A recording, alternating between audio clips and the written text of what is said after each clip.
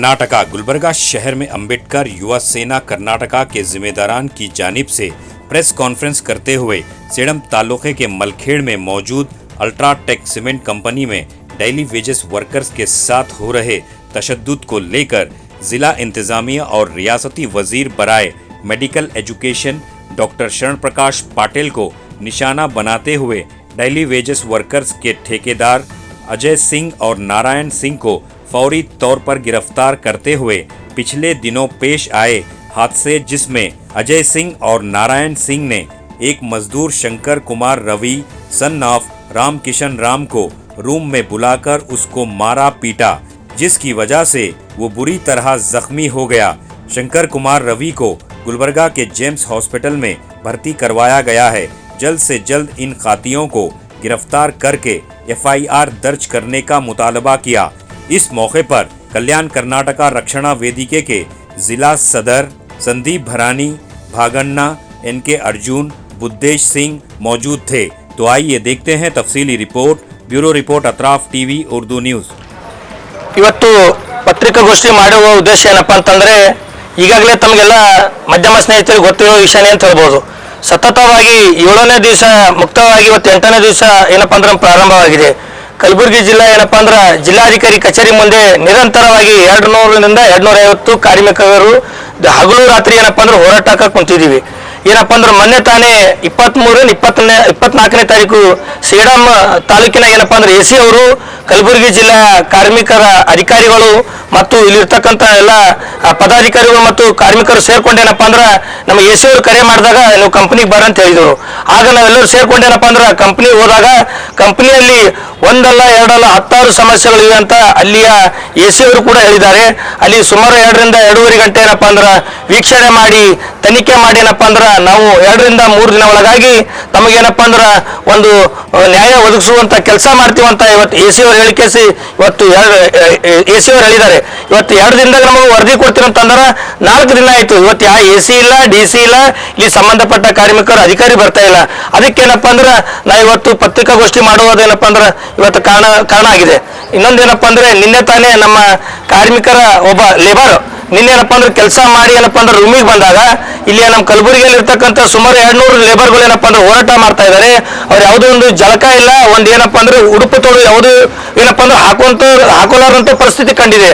ಆ ವ್ಯಕ್ತಿಗೆ ಕರೆ ಮಾಡಿ ಏನಪ್ಪ ಅಂದ್ರೆ ನಮ್ಮ ಉಡುಪು ವಸ್ತುಗಳೇನಪ್ಪ ತಗೊಂಬ ಅಂತ ಅಂದಾಗ ಅಲ್ಲಿಯ ಒಳಗಿರ್ತಕ್ಕಂಥ ಒಬ್ಬ ಯಾರು ಅಜಯ್ ಸಿಂಗ್ ಮತ್ತು ನಾರಾಯಣ ಸಿಂಗ್ ಅಂತ ಏನೋ ಅಲ್ಲಿ ಒಳಗೆ ಸೂಪರ್ವೈಸರ್ ಇದ್ದಾರೆ. ಅವನಿಗೆ ಕರೆ ಮಾಡುವ ಮುಖಾಂತರ ರೂಮಲ್ಲಿ ಏನಪ್ಪ ಅಂದ್ರೆ ಸತತವಾಗಿ 1ರಿಂದ 1.5 ಗಂಟೆ ಹಲ್ಲೆ ಮಾಡುವಂತ ಕೆಲಸ ಮಾಡಿದ್ದಾರೆ. ಅವನು ನೇರವಾಗಿ ಏನಪ್ಪ ಅಂದ್ರೆ ಕಾರ್ಮಿಕ ನಮಗೆ ಕರೆ ಮಾಡಿ ಅಣ್ಣ ನಮಗೆ ಬಟ್ಟೆ ತರ್ತಾ ಇದ್ದೇವೆ, ಬಟ್ಟೆ ತರುವಾಗ ಏನಪ್ಪ ಅಂದ್ರೆ ಒಳ ಕರ್ಸಂದ್ರೆ ನನ್ನ ಮೇಲೆ ಮಾರಣಾಂತಿಕವಾಗಿ ಹಲ್ಲೆ ಮಾಡಿದಾರೆ ಅಂದಾಗ ನಾವು ಕರೆ ಮಾಡಿಕೆ ಸಂದರ್ಭ ಕಲಬುರಗಿ ಜಿಲ್ಲೆ ಜಿಮ್ಸ್ ಆಸ್ಪತ್ರೆಯಲ್ಲಿ ಅವನಿಗೆ ಅಡ್ಮಿಟ್ ಮಾಡಿ ಅಲ್ಲಿ ಚಿಕಿತ್ಸೆ ಕೊಡಿಸಿ ಅಲ್ಲಿ ಸಂಬಂಧಪಟ್ಟ ಮಲ್ಕೆ ಠಾಣೆಗೆ ಫೋನ್ ಮಾಡಿ ಅವರು ಏನಪ್ಪ ಅಂತಂದ್ರೆ ನಮ್ಮ ಜಿಮ್ಸಿಗೆ ಬಂದು ಈ ಹುಡುಗ ಏನಪ್ಪ ಅಂತಂದ್ರೆ ಅವ್ರ ಮೇಲೆ ಏನಪ್ಪ ಅಂದ್ರೆ ಕೇಸ್ ಕೂಡ ಪ್ರಕರಣ ದಾಖಲೆ ಮಾಡಿದ್ದಾನೆ. ಅದು MLC ಕೂಡ ಆಗಿದೆ. ಒಂದು ವೇಳೆ ಅದು ಯಾರೇ ಆಗಿರ್ಲಿ, ನಮ್ಮವನೇ ಆಗಿರ್ಲಿ ನಿಮ್ಮವನೇ ಆಗಿರ್ಲಿ, ಅವನ ಮೇಲೆ ಕಾನೂನುಬದ್ಧವಾಗಿ ಏನಪ್ಪ ಅಂದ್ರೆ ಪ್ರಕರಣ ದಾಖಲೆ ಮಾಡಬೇಕು, ಅವ್ರಿಗೆ ಜೈಲಿಗೆ ಗಟ್ಟಿಸುವಂತ ಕೆಲಸ ಮಾಡಬೇಕು. ಒಂದು ವೇಳೆ ನೀವೇನಾದ್ರೂ ಅವನ ಮೇಲೆ ಪ್ರಕರಣ ದಾಖಲೆ ಮಾಡದೆ ಏನಾದ್ರೂ ಕೌಂಟರ್ ಕೆಲಸ ಕೊಡುವಂತ ಕೆಲಸ ನೀವೇನಾದ್ರೂ ಪೊಲೀಸ್ ಅಧಿಕಾರಿಗಳು ಅಲ್ಲಿ ಏನಪ್ಪ ಅಂದ್ರೆ ರಾಜಕಾರಣಿ ಮಾಡಿದರೆ ನಾವು ಕಲಬುರಗಿ ಜಿಲ್ಲೆ ಪೊಲೀಸ್ ವರಿಷ್ಠಾಧಿಕಾರಿ ಕಚೇರಿ ಮುಂದೆ ನಿರಂತರವಾಗಿ ನಾವು ಧರಣಿ ಮಾಡ್ತೀವಿ ಅಂತ ಈ ಸಂದರ್ಭದಲ್ಲಿ ಹೇಳಕ್ ಇಷ್ಟಪಡ್ತೇನೆ. ಇನ್ನೊಂದೇನು ವಿಷಯಪ್ಪ ಅಂತಂದ್ರೆ ಈಗ ನಾವು 7 ದಿನ ಆಯ್ತು 8 ದಿನ ಆಯ್ತು ಯಾವ ಶಾಸಕರು ಹಣಕ್ಕಾಗ್ತಾ ಇಲ್ಲ, ಯಾವ ಸಚಿವರು ಕೂಡ ಹಣಕ್ಕಾಗ್ತಾ ಇಲ್ಲ. ಇನ್ನು ನಮ್ಮ ಮುಂದೆನೆ ಅವಿವೇಶ ಅತಿಥಿಗಳಾಕೆ ಏನಂದ್ರೆ ಮಾನ್ಯ ಸಚಿವರಾದಂತ ಅದೇ ತವರಿನ ಶಾಸಕರಾದಂತ ಶರಣ ಪ್ರಕಾಶ್ ಪಾಟೀಲ್ ಅವರು ನೋಡ್ಲಾರ್ದಂಗೆ ಹೋಗ್ತಾರ. ಯಾಕಪ್ಪ ನಾವೇ ನಿಮ್ಗೆ ಸಾಲ ಕೊಟ್ಟಿದೀವಿ, ಸಾಲ ತಂದಿವಿ ಸಚಿವರೇ, ನೀವು ಕಾರ್ಮಿಕರಂದ್ರೆ ಎಲ್ಲರೂ ಒಂದೇ ಸಮಾನ, ನೀವೇನಂದ್ರೆ ನಿಮ್ಮ ಭಾಗದಲ್ಲಿ ಇರ್ತಕ್ಕಂಥ ಸಮಸ್ಯೆಗಳು ಅಲ್ಸಿಲ್ಲ ಅಂದ್ರೆ ನೀವು ಸಚಿವರಾಗಿ ಏನು ಉಪಯೋಗ ಅದ, ನೀವು ರಾಜೀನಾಮೆ ಕೊಡ್ರಿ, ನಿಮ್ಮಂತ ಪ್ರಾಮಾಣಿಕ ಇರ್ತಕ್ಕಂಥ ಅಧಿಕಾರಿಗಳು ಬಂದೇನಪ್ಪ ಅಂದ್ರೆ ನಮ್ಮ ನ್ಯಾಯ ಕೊಡುವಂತ ಕೆಲಸ ಮಾಡ್ತಾರೆ.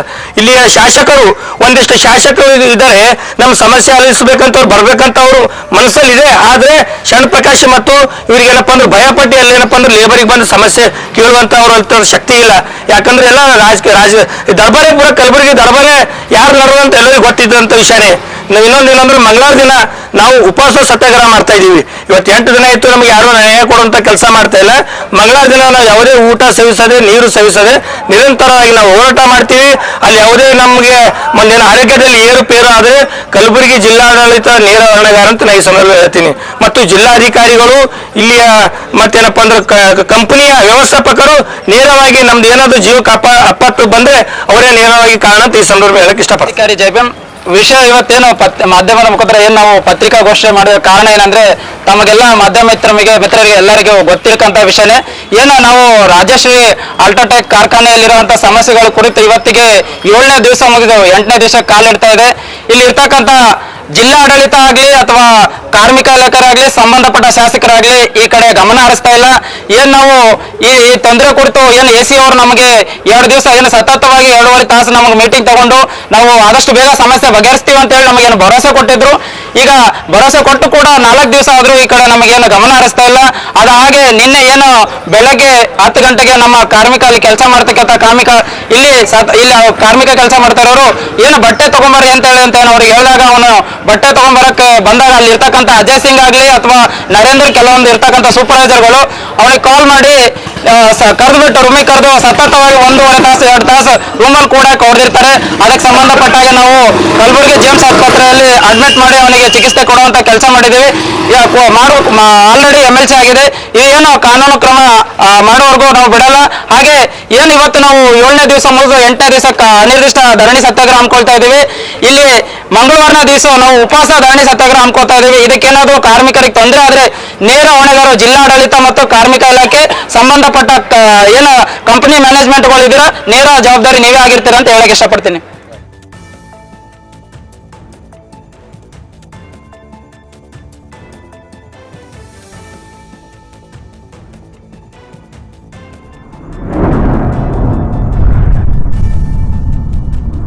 अतराफ टीवी, हर बात सच के साथ।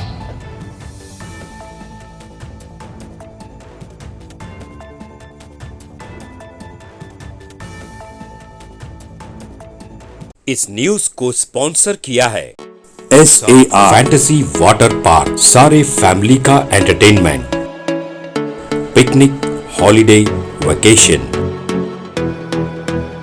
सबके लिए बेहतरीन वाटर पार्क। आप भी आइए, सबको लाइए।